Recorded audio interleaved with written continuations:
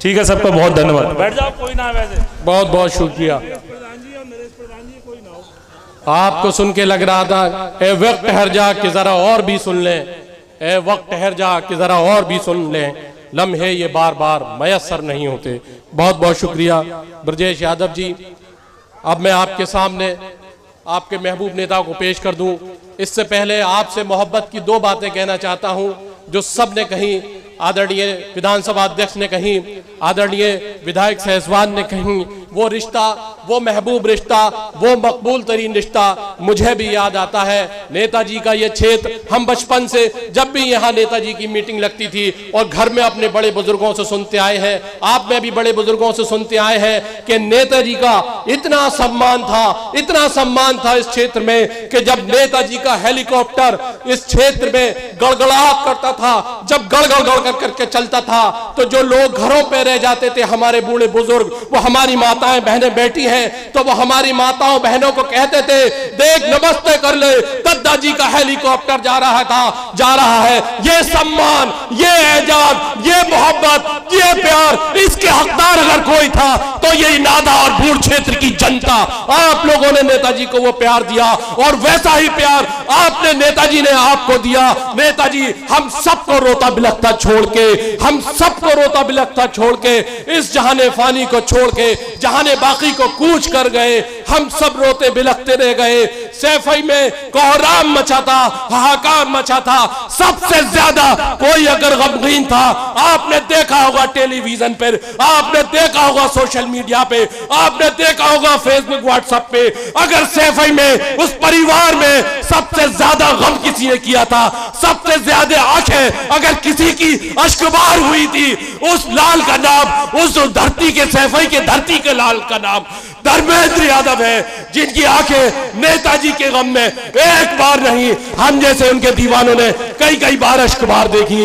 अब आपकी जिम्मेदारी बनती है नेताजी के मिशन को, आजम खां के मिशन को, जिस गरज को, जिस मकसद से नेताजी के सिद्धांतों को अब कौन परवास करेगा, नेताजी की मोहब्बतों को ए बूढ़ वालों अब कौन बताएगा।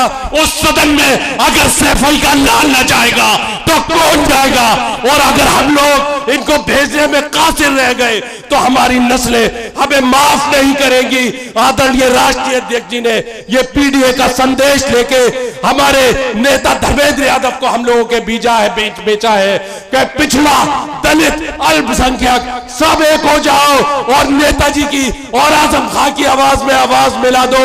जो राष्ट्रीय अध्यक्ष अखिलेश यादव चाहते हैं कि वो जो सदन है दिल्ली का, जिससे हिंदुस्तान की पंचायत चलिए, वहां ऐसे शूरवीर जिनका नाम धर्मेंद्र यादव है, जो समाजवाद के योद्धा है, जो हम सबके आपके चहीते हैं, जो हम सबसे आपसे बेबना प्यार करते हैं, ऐसी शख्सियत को 100 बार सलाम। ऐसे जुझारू नेता को 100 बार सलाम। हो गई होगी हमसे कोई कोताही, सांसद जी आपसे कोई कोताही नहीं थी, हमसे कुछ गलतियां हो गई थी जिसका खामियाजा आपको भुगतना पड़ा, समाजवादी पार्टी को भुगतना पड़ा। हम जैसे आपके चाहने वाले 100 बार नादिम है उस अपनी गलती पे, 100 बार नादिम है उस गलती पे। मगर अब हम सब ने ये मुसम्मम इरादा किया है, इस भूल क्षेत्र की जनता ने आज यहाँ से संकल्प लेके उठेगी कि आने वाला जो 24 का चुनाव है उसका जैसे ही उदय होगा, सबसे पहले बदायूं की धरती से एक नारा लगेगा,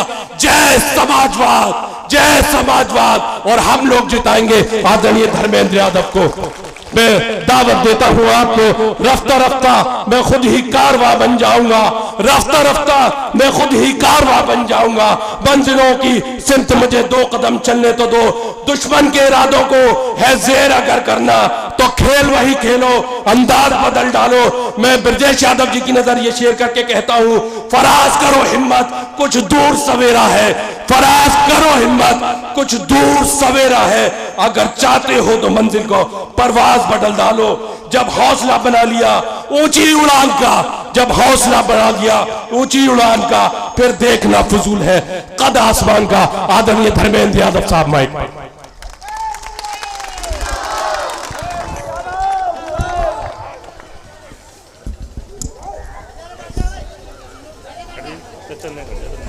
शक्ल दिखाता रहूं, तुम ढल जाओ, इधर हाथ मिल जाओ।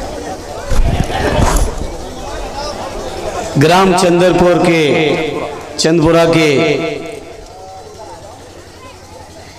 इस पीडीए युवा सम्मेलन के अध्यक्ष और इस क्षेत्र से हमारे विधायक नौजवान साथी ब्रजेश जी, विधानसभा के अध्यक्ष आरडी नवाब सिंह जी, आरडी गुरुजी चंदकेश जी, जिला पंचायत के मेंबर भाई ब्रजेंद्र जी, जिला पंचायत के मेंबर आदरणीय चंदकेश जी, आदरणीय प्रधान जी महेश जी, नरेश जी, आदरणीय प्रधान जी हमारे बैठे इस्लाम साहब, मंचासीन आदरणीय हमारे गुरुजी दुर्वेश जी और जज्बाती हमारे शानदार संचालक हमारे साथी भाई इरफान साहब, और इस कार्यक्रम की रूपरेखा जिसके लिए कई बार लगाने की भी कोशिश की, नेताजी हमारे हैं सलीम साहब नादा वाले, और प्रधान जी जो भी हो साथी बताते चलो, प्रमुख जी हमारे राहुल भाई बैठे ही हैं, नरोत्तम बैठे ही हैं,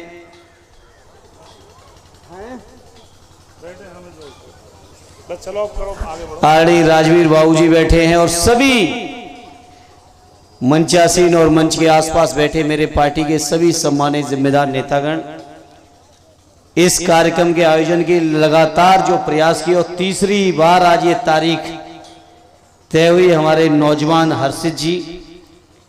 हालांकि ये कार्यक्रम को दूसरे रूप में करना चाहते थे, लेकिन राष्ट्रीय अध्यक्ष जी का जो एक नया संदेश आया है कल से, तो इस कार्यक्रम की रूपरेखा को भी हम लोगों ने बदला। हमारे नौजवान हर्षित जी, इस मौके पर उपस्थित आदरणीय पूर्व प्रधान वीरपाल जी, आदरणीय पूर्व माननीय सोमवीर जी, आदरणीय सूरजपाल जी, शिवराज जी, पप्पू यादव जी, विजयपाल जी, कृष्णमूप जी, शेर सिंह जी, पोसाखी लाल जी, जुगल किशोर जी, ओमपाल जी, मनोज यादव जी, महेश प्रधान जी से लेके सभी जितने भी आदरणीय चेतराम कश्यप जी, आरडी हरगोविंद सूर्यप्रकाश जी, बबलू जी, जितने भी हमारे सम्मानित साथी हैं,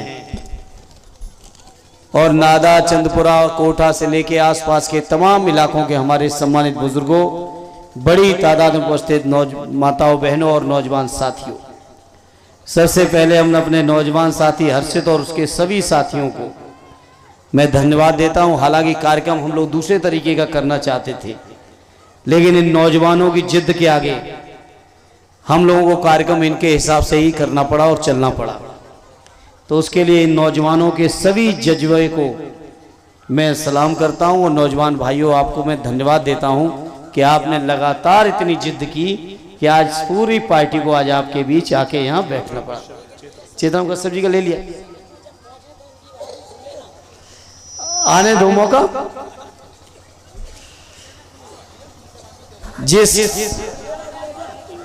जिस मुद्दे पर लेके हमारे नौजवान साथी मांग कर रहे थे यादव रेजिमेंट, अही रेजिमेंट के नाम से, मैं आपको भरोसा दिलाता हूं, आप सबके सहयोग समर्थन लेके जब सदन में पहुंचेंगे तो बहुत मजबूती के साथ आपकी आवाज को भी बुलंद करेंगे, और आप सबके आशीर्वाद से अगर आदरणीय अखिलेश यादव जी के हाथों में कलम में ताकत आ गई तो इसको अमली जामा भी पहनवा देंगे, ये भरोसा दिलाते।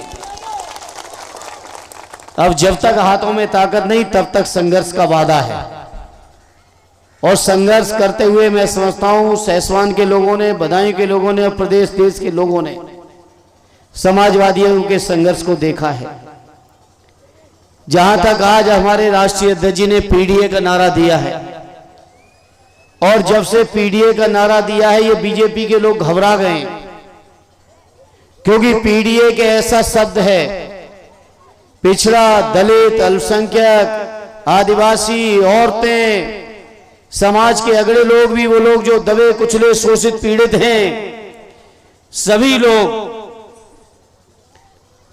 लोग राष्ट्रीय अध्यक्ष जी की इस पीडीए परिभाषा के अंदर आते हैं।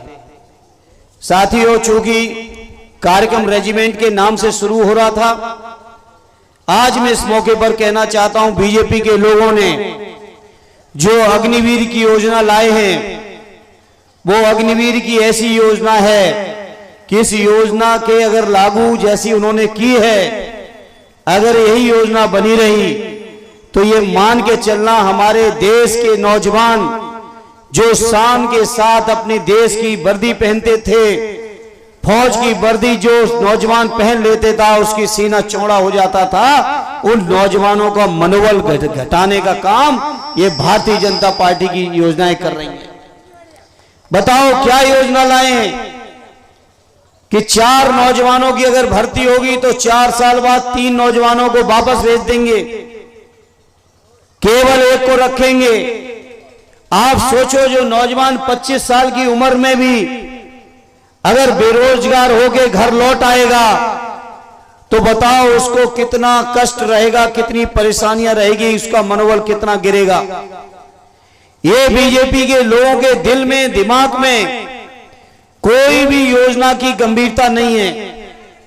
इसलिए मैं इस मौके पर अपने बदनादा और आसपास के लोगों आपसे कहने आया हूं कि भारतीय जनता पार्टी ने नौजवानों को बर्बादी के रास्ते खोले हैं। यही बीजेपी के लोग जो भाषण दिए थे कि हम 2 करोड़ नौजवानों को हर साल रोजगार देंगे, वही बीजेपी के लोगों ने किसी नौजवान को रोजगार नहीं दिया है साथियों, किसी नौजवान को रोजगार नहीं दिया। भाषण क्या दिए थे कि 2 करोड़ हर साल, 10 साल की मोदी जी की सरकार हो गई। बताओ मेरे बुजुर्गों, नौजवानों का 10 साल में अगर 1-2 करोड़ के हिसाब से देते तो 20 करोड़ नौजवानों को रोजगार दिए होते, लेकिन दे पाए क्या 20 करोड़ नौजवानों को रोजगार? बताओ इस बात को। क्या क्या भाषण दे बैठे बीजेपी वाले। अभी 2022 के विधानसभा के चुनाव में भी आके भाषण दे रहे थे कि हम किसानों की आमदनी को दूना करेंगे। एक व्यक्ति कोई बता दे कि किसानों की आमदनी को दूना किया हो इन्होंने। किसी बीजेपी वाला कोई एक आगे खड़ा हो जाए और बताए हमारे किस किसान की आमदनी दूनी की है। अरे बाबूजी बस ठीक बात, चलिए इसको हटा दे। बताओ बीजेपी के लोगों से पूछो मेरे किसान भाइयों, किसी की आमदनी दूनी हुई हो? किसी किसान की आमदनी दूनी छोड़ो, ईमानदारी से बताओ मेरे किसान भाइयों, आपकी लागत बढ़ गई कि नहीं बढ़ गई? साथियों लागत बढ़ा दी, आपकी आमदनी दूनी की नहीं। महंगाई बढ़ा दी, यूरिया के दाम बढ़ाए, दाम में से फिर 5 किलो निकाला। अभी 1 हफ्ता 10 दिन पहले फिर 5 किलो निकाल दिया और भाषण देंगे भारतीय जनता पार्टी वाले कि हम 5 किलो अनाज मुफ्त दे रहे हैं। अरे 5 किलो अनाज तो भले ही देते हो, लेकिन 10 किलो यूरिया तुमने निकाल लिया। बताओ किसानों की बर्बादी की है कि नहीं? मेरे किसान यूनियन के साथी बैठे हैं, आप भरोसा रखना मेरे किसान यूनियन के लोगों, हम समाजवादी लोग, चाहे चौधरी चरण सिंह जी से राजनीति शुरू की हो, सद्दे नेताजी ने उस राजनीति को बुलंदी पे पहुंचाने का काम किया हो, हम समाजवादियों की राजनीति किसान भाइयों की तरक्की के लिए राजनीति रही है। साथियों सद्दे नेताजी ने इस देश के अंदर पहली बार, याद होगा किसान भाइयों को, अगर सबसे पहले किसी ने किसानों का कर्ज माफ किया था तो वो कोई और नहीं था, हम सबके नेता सद्दे नेताजी थे, जिन्होंने 90 में ही करके दिखा दिया था साथियों, और तय कर दिया था फसलों के मूल्य को लेकर, कानून बना दिया था अपने समय पर।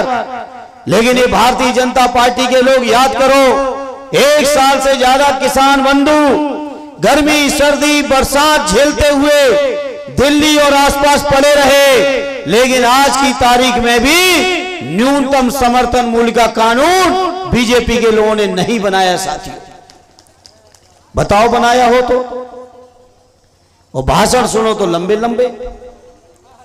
इन बीजेपी वालों के भाषणों में ना आ जाना कभी। और ये नादा क्षेत्र ने तो, और सैसवान क्षेत्र तो ऐसा रहा है, ये सही है कि लोकसभा चुनाव भले ही हमारे हों, लेकिन सैसवान वालों ने सबसे बड़े वोटों से चुनाव हमें जिताया था। ये ताकत है, विधानसभा में लगातार भेज रहे हो, लोकसभा के चुनाव में भी आपने मुझे जिता के भेजा था, लेकिन मैं सहसवान के लोगों आपसे कहूंगा, पिछली बार 15,000 से जिताया था। 15,000 से काम चलने वाला, 15,000 से काम चल गया होता तो पिछली बार ही एमपी हो जाते। बताओ सहसवान वालों, 14 में तो जिता दिया था आपने 64-65,000 से, और 19 में लाके खड़ा कर दिया आपने 15,000 पे।